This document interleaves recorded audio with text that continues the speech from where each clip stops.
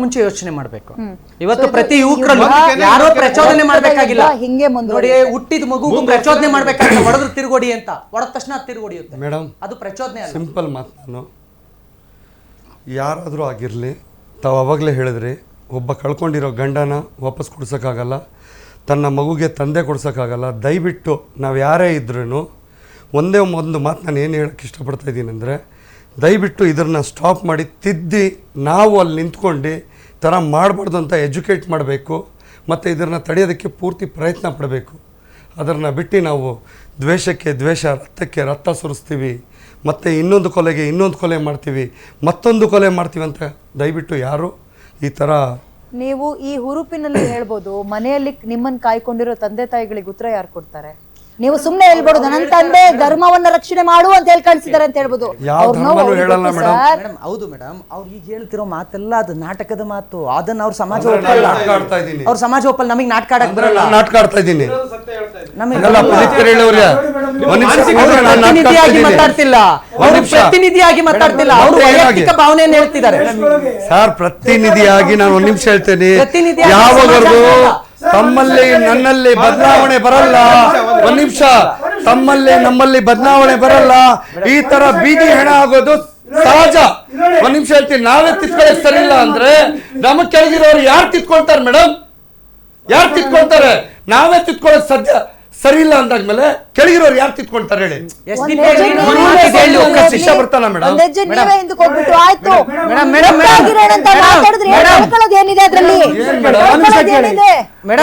ಈ ಮಾತನ್ನ SDP ಒಬ್ಬ ಲೀಡರ್ ಹೇಳಿದ್ರೆ ಒಪ್ಕೊಂತೀವಿ ಅಂತ ಹೇಳ್ಕೊಂಡು, ಈ ಮಾತನ್ನ ಇವ್ರು ಹೇಳಿದ ಮಾತನ್ನ SDP ಲೀಡರ್ ಹೇಳಿದ್ರೆ ಒಪ್ಕೊಂತೀವಿ. ಇವ್ರು ಏನ್ ಹೇಳಿದ್ರಲ್ಲ, ನಾವು ಶಾಂತಿ. ನಾನು ಒಬ್ಬ ಭಾರತೀಯನಾಗಿ, ನಾನು ಇಲ್ಲಿನ ಮುಸಲ್ಮಾನನಾಗಿ ನಾನು ಹೇಳ್ತಾ ಇದ್ದೀನಿ, ನಾನು ಯಾವ ಸಂಘಟನೆಗೂ ಬೇಡ, ಯಾವ ಪೊಲಿಟಿಷಿಯನ್ಗೂ ಬೇಡ, ನಾನು ಒಬ್ಬ ಭಾರತೀಯನಾಗಿ ನಾನು ಹೇಳ್ತಾ ಇದ್ದೀನಿ. ದಯವಿಟ್ಟು ಇಲ್ಲಿಗೆ ಸ್ಟಾಪ್ ಮಾಡಿ. ಯಾರೇ ಇರಲಿ, ದಯವಿಟ್ಟು ನಾನು ಕೈ ಮುಗಿದು ಕೇಳ್ಕೊಳ್ತಾ ಇದ್ದೀನಿ ವೇದಿಕೆ ಮೇಲೆ ಕೂತ್ಕೊಂಡು. ಯಾರೇ ಇರಲಿ, ಯಾರಿಗೂ ಧಕ್ಕೆ ಪಡೋ ಥರ ದಯವಿಟ್ಟು ಒಂದು ಪ್ರಚೋದನೆಯನ್ನು ಮಾಡಬೇಡಿ, ಯಾರಿಗೂ ಧಕ್ಕೆಗಳನ್ನು ಕೊಡಬೇಡಿ ಅಂತ ಕೇಳ್ಕೊಳ್ತಾ ಇದ್ದೀನಿ ಮೇಡಮ್, ಅಷ್ಟೇ. ಒಂದು ಸಲ ಕೈಗೆ ರಕ್ತ ಆದ್ರೆ ಅವ್ನು ಹೋಗೋದು ರಕ್ತದಲ್ಲೇ. ಮನೆಯವ್ರಿಗೆ ಯಾರು ಉತ್ತರ ಕೊಡ್ತೀರಿ? ಬಹಳ ಸಿಂಪಲ್ ಆಗಿ ತಗೊಳ್ತಾ ಇದೀರಾ. ವಿಚಾರ ಅಲ್ಲ. ಇವತ್ತು ಈ ಸಮಸ್ಯೆ ಮೂಲ ಏನು ಆಗೋದು ಬೇಡ ಸರ್. ಏನಾದ್ರು ಹೆಚ್ಚು ಕಡಿಮೆ ಆದ್ರೆ ನಿಮ್ ಮನೆಗಳಲ್ಲಿ ನಿಮ್ ತಾಯಂದ್ರು ಅಥವಾ ಹೆಂಡತಿಯರೋ ಕಣ್ಣೀರ್ ಹಾಕ್ತಾರಲ್ಲ, ಯಾರು ಬರಲ್ಲ ಸರ್. ವಾರ ಬಂದು ಹೋಗ್ತಾರ ಕೇಳಿ, ಅದನ್ನ ಹೇಳ್ತಾರೆ. ನನ್ನ ತಾಯಿ ಕಣ್ಣೀರ್ ಮಾತ್ರ ನಿಮಗೆ ಕಾಣುತ್ತಾ? ಸುಹಾಸ್ ತಾಯಿ ಕಣ್ಣೀರಿಗೆ ಉತ್ತರ ಏನು? ನಿಮ್ಮ ತಾಯಿ ಅಂದ್ರೆ ಸುಹಾಸ್ ಬೇರೆ ಧರ್ಮದವರಲ್ಲ, ನಮ್ ಧರ್ಮದವರೇ. ಆ ತಾಯಿ ಕಣ್ಣೀರಿಗೆ ಉತ್ತರ ಏನು? ಆಗಿಲ್ಲ. ತಾಯಿ ಕಣ್ಣಿಗೆ ಉತ್ತರ ಏನು? ಅವ್ರನ್ನು ಬಿಟ್ಬಿಡೋಣ. ಸರಿ ಮೇಡಮ್, ಸುಹಾಸ್ ಆಗೋದು ಬೇಡ. ಸರಿ ಮೇಡಮ್, ಅವ್ರನ್ನು ಬಿಟ್ಬಿಡೋಣ. ಅವ್ರನ್ನು ಬಿಟ್ಬಿಡೋಣ. ಗೋವು ನನ್ನ ತಾಯಿ, ನನ್ನ ತಾಯಿ ಕಣ್ಣೀರ್ ಬೇಡ, ಗೋವಿಂದ ತಾಯಿ ಕಣ್ಣೀರ್ ಬೇರೆ ಅಲ್ಲ. ಅವ್ರಿಗೆ ಆ ಮಾತಲ್ಲಿ ಒಪ್ಕೊಳ್ಳ ಕೇಳಿ, ನಾಳೆ ನಾನು ಗೋತಿನಲ್ಲ ಅಂತ ಆ ಮಾತು ಹೇಳಕ್ ಹೇಳಿ. ಅವ್ರು ಕೆಲವು ಮಾಡಕ್ಕೆ ಅಂತಾನೆ ಕಾನೂನು ತಂದಿದ್ದೀರಲ್ಲ. ಕಾನೂನು ಬಿಡಿ ಮೇಡಮ್, ಅದೇ ಮಾನವೀಯತೆಯನ್ನು ವಿರೋಧಿಸ್ತೀನಿ ಅಂತ. ಈಗ ನೋಡಿ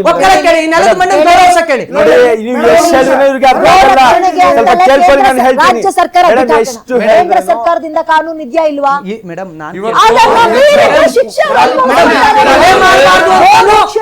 ಕೊಲೆ ಮಾಡಬಾರ್ದು ಅಂತಾನು ಕಾನೂನು ಇದೆ.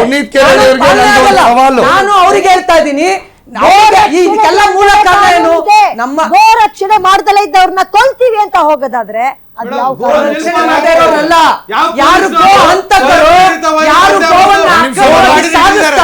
ಭಾರತ ದೇಶ ಬಂದು ನಂಬರ್ 1 ಎಕ್ಸ್ಪೋರ್ಟ್.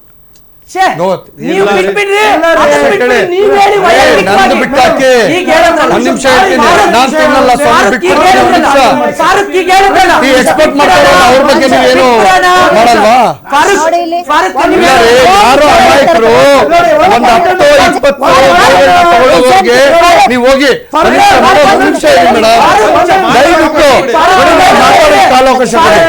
ನೀವ್ ಹೇಳಿದ್ರಲ್ರಿ ಎಲ್ಲ ಬಿಟ್ಬಿಡೋಣ, ಎಲ್ಲ ನೆಮ್ಮದಿಯಾಗಿರೋಣ ಎಲ್ಲ ಹೇಳಿದ್ರಲ್ರಿ. ಕೇಳ್ರಿ ಅದೇ ಬಾಯಿಂದ ಒಂದ್ ಮಾತು ಹೇಳಿ ಅದೇ ಬಾಯಿಂದ ನಾನು ಹೇಳ್ತಾ ಇದ್ದೀನಿ. ಮುಸ್ಲಿಂ ಸಮುದಾಯಕ್ಕೆ ಕೇಳಿ ನಾನು ಅದನ್ನ ಹೇಳ್ತಾ ಇರೋದು.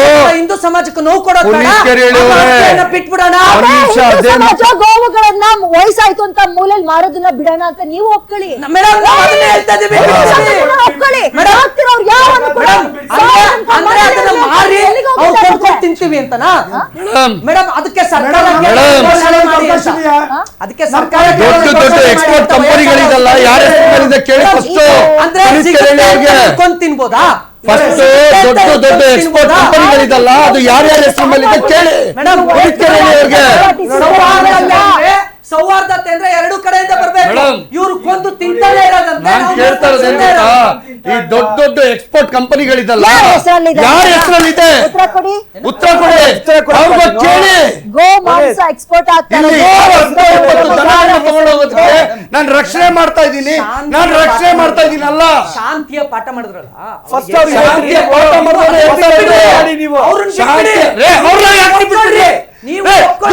ನೀವು ಎಲ್ಲರಿಗೂ ಬಿಟ್ಬಿಡ್ತೀರಾ? ಅಂದ್ರೆ ಬಡವರಿಗೆ ನೀವು ಪ್ರಾಣ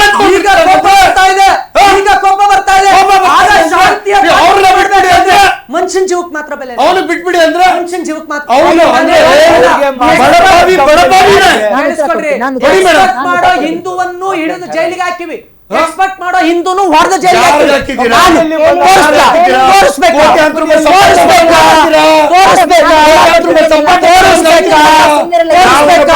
ತಗೊಂಡೋಗಿ ಹಾಕಿದ್ದೀರಾ ನೀವು? ಗೋಹತ್ಯೆಯನ್ನ ಯಾವನ್ನೇ ಮಾಡ್ಲಿ ನೋಡ್ರಿ ನೀವು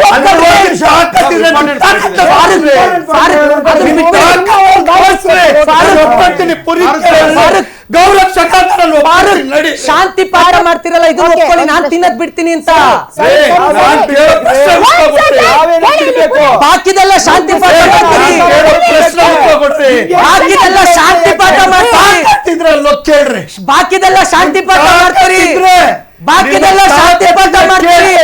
ಒಪ್ಕೊಳ್ಳಿ. ಈಗ ಶಾಂತಿ ಪಾಠ ಹಲಾಲ್ ಬ್ಯಾನ್ ಮಾಡಿ. ಗೋಧಿ ಹಿಟ್ಟಿನ ಮೇಲೆ ಹಲಾಲ್ ಬ್ಯಾನ್ ಮಾಡಿ. ಸಂಬಂಧ ಗೋಧಿ ಹಿಟ್ಟಿನ ಮೇಲೆ ಹಲಾಲ್ ಬ್ಯಾನ್ ಮಾಡಿ. ಸಂಬಂಧ ಕಿರಿಕ್ ಮಾಡೋದು, ಪ್ರತ್ಯೇಕತೆಯನ್ನು ಮಾಡೋದು. ಪುನೀತವ್ರೆ ಶಾಂತಿಯಿಂದ ಇದನ್ನ ಚಟ್ಕ ಕಟ್ಟು. ನಾನ್ ಕೇಳ್ತಾ ಇರೋದು ತಿನ್ನೋ ಚಾಕ್ಲೇಟ್ ಮೇಲೆ ಹಲಾಲ್ ಆಗೊಂಡಿದ್ದೀರಿ. ತಿನ್ನೋ ಚಾಕ್ಲೇಟ್ ಮೇಲೆ ಹಲಾಲು, ಗೋಧಿ ಹಿಟ್ಟು ಮೇಲೆ ಹಲಾಲು, ಹಲಾಲ್ ಟೂರ್ಸ್ ಅಂಡ್ ಟ್ರಾವೆಲ್ಸ್, ಹಲಾಲ್ ಅಪಾರ್ಟ್ಮೆಂಟ್. ಯಾಕೆ ಬೇಕು ಹಲಾಲ್ ಅಪಾರ್ಟ್ಮೆಂಟ್? ಹಲಾಲ್ ಅಂದ್ರೆ ಅರ್ಥ ಗೊತ್ತಿಲ್ಲ. ಹಲಾಲ್ ಅಪಾರ್ಟ್ಮೆಂಟ್ ಯಾಕೆ? ಪ್ರತ್ಯೇಕತೆ ಯಾಕೆ? ಹಲಾಲ್ ಟೂರ್ಸ್ ಅಂಡ್ ಟ್ರಾವೆಲ್ಸ್ ಯಾಕೆ? ಹಲಾಲ್ ಟೂರ್ಸ್ ಅಂಡ್ ಟ್ರಾವೆಲ್ಸ್ ಯಾಕೆ? ಎಲ್ಲ ನಾನ್ ಕೇಳ್ತಾ ಇರೋದು ಎಲ್ಲದರಲ್ಲೂ ಪ್ರತ್ಯೇಕತೆಯನ್ನ ಮಾಡಿ. ಜಗಳ ಆದಾಗ ಸುಹಾಸ್ ಯಾಕೆ ಹೋರಾಟಕ್ಕೆ ಬರ್ತಾನೆ? ಸುಹಾಸ್ ಯಾಕೆ ಹೋರಾಟಕ್ಕೆ ಬರ್ತಾನೆ? ಹಲಾಲ್ ಹೆಸರಲ್ಲಿ ಪ್ರತ್ಯೇಕತೆ ಮಾಡ್ತೀರಿ, ಗೋ ಹತ್ಯೆ ಮಾಡ್ತೀರಿ. ಸುಹಾಸ್ ಹೋರಾಟಕ್ಕೆ ಬಂದ್ರೆ ಸುಹಾಸ್ ಮನೇಲಿ ಅಪ್ಪ ಅಮ್ಮ ಇದಾರೆ. ಮನೇಲಿರು ಸುಹಾಸ್ ಮಾಡೋದೆಲ್ಲ ಮಾಡೋದು ನಾವು ಹೋರಾಟಕ್ಕೆ ಅಲ್ವಾ? ಹಲಾಲ್ ಟೂರ್ಸ್ ಅಂಡ್ ಟ್ರಾವೆಲ್ಸ್ ಅಂದ್ರಿ, ಚಪಾತಿ ಹಿಟ್ಟಿನ ಮೇಲೆ ಹಲಾಲ್ ಇರುತ್ತೆ ಅಂತ ಹೇಳಿದ್ರಿ, ಚಾಕ್ಲೇಟ್ ಮೇಲೆ ಇರುತ್ತೆ ಅಂದ್ರಿ. ಏನಿದು ಹಲಾಲ್ ಅಂದ್ರೆ ಏನು ಮೇಡಮ್? ನೋಡಿ ಜಮಿಯತ್ ಉಲೇಮಾ ಹಲಾಲ್ ಕಟ್ ಅಂದ್ರೆ ಅರ್ಥ ಆಗ್ಬಿಟ್ಟಿದೆ ಜನಕ್ಕೆ. ಬಟ್ ಇದನ್ನ ಹೇಳಿ ಇದೇನಂದ್ರೆ ಅವ್ರು ಮಾಡೋ ಸುಳ್ಳು ಅಪಪ್ರಚಾರನೇ ಇದು. ಹಲಾಲ್ ಅಂದ್ರೆ ಕೇಳಿಸ್ಕೊಳ್ಳಿ ಒಂದ್ ನಿಮಿಷ. ಹಲಾಲ್ ಅಂದ್ರೆ ಇಸ್ಲಾಂ ಪ್ರಕಾರ ಕೇಳಿಸ್ಕೊಳ್ಳಿ.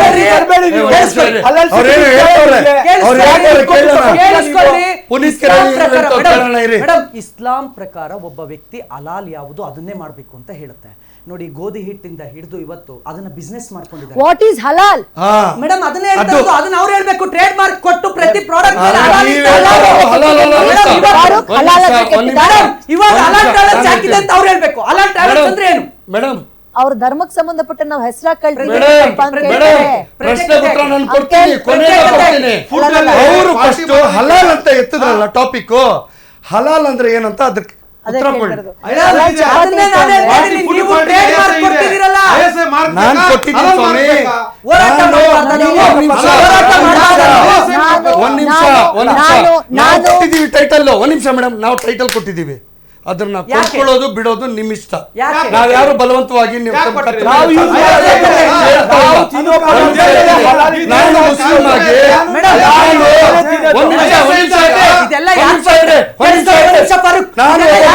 ಆಗಿ ನಾನು ರಾಮನ ಹೆಸರಲ್ಲಿ ಯಾವ್ದೋ ಅಂಗಡಿ ಓಪನ್ ಮಾಡ್ತೀನಿ. ನೀವು ಕೇಳ್ತೀರಾ? ಫಾರೂಕ್ ಒಂದ್ ನಿಮಿಷ. ನೀವು ಕೇಳ್ತೀರಾ? ನೀವ್ ಯಾರು ಬರ್ಬೇಡಿ ಬೀದಿಗೆ. ಹೋರಾಟ ಮಾಡಬೇಡಿ, ಮನೇಲಿ ಅಪ್ಪ ಅಮ್ಮ ಇದ್ದಾರೆ, ಕೊಲೆ ಆಗಿ ಹೋಗ್ತೀರಿ, ಸಾವಾಗುತ್ತೆ ಅಂತ. ಈಗ ನಾವು ಸಹಿಷ್ಣುತೆ ಎಲ್ಲೆಲ್ಲಿ ಟ್ರಾವೆಲ್ಸಲ್ಲಿ ಇವ್ರು ಪ್ರತ್ಯೇಕತೆ ಮಾಡ್ತಾರೆ, ಊಟದಲ್ಲಿ ಪ್ರತ್ಯೇಕತೆ ಮಾಡ್ತಾರೆ, ಹೋಟೆಲ್ಗೆ ಹೋದ್ರೆ ಹಲಾಲೇ ಬೇಕು ಅಂತ ಹೇಳ್ತಾರೆ, ಗೋಹತ್ಯೆಯನ್ನ ಸಮರ್ಥನೆ ಮಾಡ್ಕೊಳ್ತಾರೆ, ಬೀದಿ ಬೀದಿಯಲ್ಲಿ ಗೋವನ್ನ ಕಡಿತಾರೆ. ನೋಡಿ, ಇದು ಯಾವ್ದ್ರ ವಿರುದ್ಧ ನಾವು ಹೋರಾಟ ಇದು ಯಾವ್ದ್ರ ವಿರುದ್ಧ ನಾವು ಹೋರಾಟ ಮಾಡಬಾರ್ದಾ?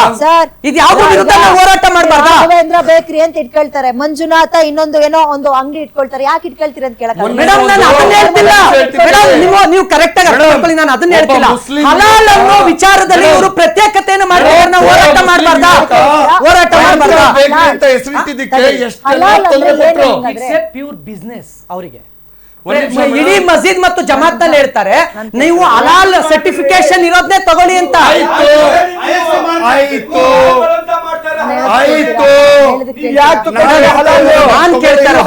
ನಾನ್ ಕೇಳ್ತಾರೆ ಸಾವಿಗೆ ಪ್ಯಾಕೆಟ್ ತಗೊಂಡ್ತೀನಿ ಅಂದ್ರೆ ಹಸುವಿನ ಮಾಂಸದ ಬಗ್ಗೆ ಮಾತಾಡ್ತಾ ಇದ್ರಿ, ನೀವು ತಿನ್ನೋದ್ ಬಿಡ್ತೀರಾ, ಹಾಗಾದ್ರೆ ನಿಮ್ ಜೊತೆ ನಾವ್ ಇರ್ತೀವಿ ಅಂತ ಹೇಳಿದ್ರೆ ಅವರು ಅದನ್ನೇ ಕೇಳ್ತಾರೆ. ಎಕ್ಸ್ಪೋರ್ಟ್ ಮಾಡೋದ್ರಲ್ಲಿ ಹಿಂದೂಗಳೇ ದೊಡ್ಡ ಕೈ ಇದೆ, ಎಕ್ಸ್ಪೋರ್ಟ್ ಮಾಡ್ತಾನೆ ಅಂತ. ಒಂದ್ ನಿಮಿಷ ತಡೀರಿ ನೀವು, ಒಂದ್ ನಿಮಿಷ ಮೇಡಮ್. ಒಬ್ಬ ಮುಸಲ್ಮಾನ್ ಆಗಿ ಯಾವನೋ ಕೊಲೆ ಮಾಡ್ತಾನೆ, ನೀನು ಕೊಲೆ ಮಾಡಬೇಡ ಅಂತ ನಂಗೆ ಹೇಳಿದ್ರು, ನನಗೆ ನೀತಿ ಪಾಠ ಹೇಳಿದ್ರು.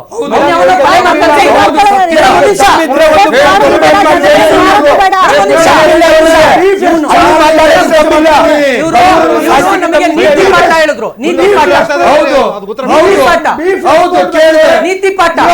ಪಾಠ ಅವ್ರಿಗೆ ಅಪ್ಲೈ ಆಗಲ್ಲ. ಯಾರು ಹೇಳಿದ್ರು ಆಗಲ್ಲ, ಅಪ್ಲೈ ಮಾಡ್ಕೊಳ್ಳಿ, ನೀವಿಬ್ರು ಇಲ್ಲೇ ಬಿಡಿ, ಗೋವಂಶ ಬಿಡಿಸ್ತೀವಿ ನೀವಿಬ್ಬರು.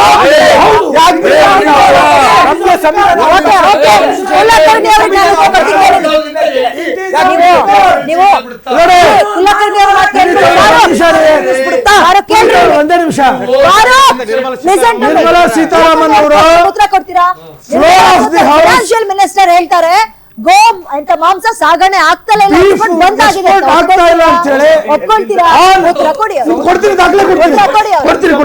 ಯಾವ ದೇಶ ಜಾಸ್ತಿ ಎಕ್ಸ್ಪೋರ್ಟ್ ಮಾಡ್ತಾ ಇರೋದು? ಉತ್ತರ ಕೊಡಿ. ಅವರು ನಿರ್ಮಲಾ ಸೀತಾರಾಮನ್ ಇದೆ, ಉತ್ತರ ಕೊಡಿ. ನೋಡಿ, ಫ್ಲೋರ್ ಆಫ್ ದಿ ಹೌಸ್, ನಾನು ಅತ್ಯಂತ ಜವಾಬ್ದಾರಿಯಿಂದ ಹೇಳ್ತಾ ಇದ್ದೀನಿ. ನಿರ್ಮಲಾ ಸೀತಾರಾಮನ್ ಅವರು ಫ್ಲೋರ್ ಆಫ್ ದಿ ಹೌಸ್ ಹೇಳಿದ್ದಾರೆ ಪಾರ್ಲಿಮೆಂಟ್ ನಲ್ಲಿ. ಯಾವುದೋ ಮಾತನ್ನ ಗೌರವಿತವಾಗಿ ರಿಸೀವ್ ಮಾಡ್ಕೊಳ್ಳೋಣ, ಹಾಗಂತ ಗೋಮಾಂಸ ಸಾಗಾಟ ಆಗ್ತಾ ಇರೋದು ಸುಳ್ಳ? ನಮ್ ದೇಶದ ಹೆಸರು ಅವ್ರು ಹೇಳಿದಂತದ್ದು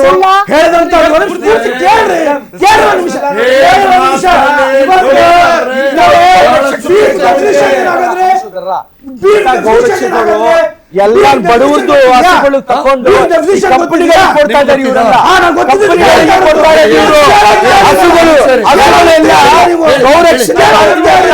ಪಾಪ ಬಡವರ ಹಸುಗಳೆಲ್ಲ ಕಂಪನಿ ಎಕ್ಸ್ಪೋರ್ಟ್ ಮಾಡ್ತಾ ಇದ್ದಾರೆ ಇವರು, ಕಂಪನಿಗಳಿಗೆ ಕೊಡ್ತಾ ಇದ್ದಾರೆ. ಅದಕ್ಕೆ ಬಂದ್ ಮಾಡ್ತಾ ಇಲ್ಲ ಇವರು. ಯಾವ ಬನ್ನಿ ಸಾಧ್ಯ ಇವರು?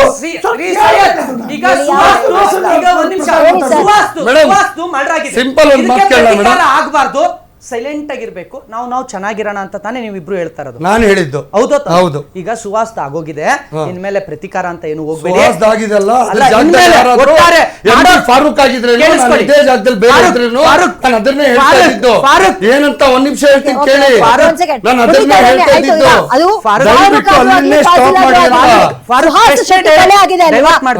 ಶೆಟ್ಟಿ ಕೊಲೆ ಆಗಿದೆ ಅಲ್ವಾ? ಇನ್ನು ಮುಂದಕ್ಕೆ ನಿಮ್ಮ ಸಂಘಟನೆಯವರೆಲ್ಲರೂ ಕೂಡ ಬಂದು ಆ ಹುಡುಗರಿಗೆ ಕಿವಿ ಹಿಡಿದು ಬುದ್ಧಿ ಹೇಳಿ, ಇದು ಇಲ್ಲಿಗೆ ನಿಂತ್ಕೋಬೇಕು, ಇನ್ಯಾರು ಕೂಡ ಇನ್ನೆಲ್ಲೋ ಭಾರತದ ಬೇರೆ ಯಾವುದೋ ಮೂಲೆಯಲ್ಲಿ ಮುಸ್ಲಿಂ ಏನೋ ಮಾಡ್ದ ಅನ್ನೋ ಕಾರಣಕ್ಕೆ ಕರ್ನಾಟಕದಲ್ಲಿ ಅದ್ರದ್ದೇನೋ ಆಗ್ಬಾರ್ದು. ಎಲ್ಲೋ ಉತ್ತರ ಪ್ರದೇಶದಲ್ಲಿ ಏನೋ ಮುಸ್ಲಿಂ ಏನೋ ತೊಂದರೆ ಮಾಡ್ದ, ಅಲ್ಲೆಲ್ಲೋ ಜಮ್ಮು ಕಾಶ್ಮೀರದಲ್ಲಿ ಮುಸಲ್ಮಾನರು ಧರ್ಮ ಕೇಳ್ರಿ ಕೊಂದ್ರು ಅಂತ ನೀವು ಪ್ರವೋಕ್ ಆಗ್ಬೇಡಿ ಅಂತ ನೀತಿ ಪಾಠ. ಹೌದಾ? ನೀತಿ ಪಾಠ ತಾನೆ ಇದು, ನಮಗೆ ನೀತಿ ಪಾಠ ತಾನೆ. ನಾವು ಕರ್ನಾಟಕದಲ್ಲಿ ಇರೋರಿಗೆ ಕೇಳ್ತಾ ಇದೀವಿ, ನೀವು ಹೇಳ್ದವ್ರಿಗೆ ಹೇಳ್ತಿದೀವಿ. ನೋಡಿ, ನೀವು ಸ್ನೇಹದಿಂದ ಇರಬೇಕು ಅಂದ್ರೆ ಅದಕ್ಕೆ ಒಂದೇ ಇದು, ನಮ್ಮ ಭಾವನೆ ಗೋವು. ನೀವೆಲ್ಲೋ ಮತ್ತೆಲ್ಲೋ ಎಕ್ಸ್ಪರ್ಟ್ ಆಗ್ತಿದೆ ಅಂತ ನಂಗೆ ಹೇಳ್ಬೇಡಿ. ನೀವು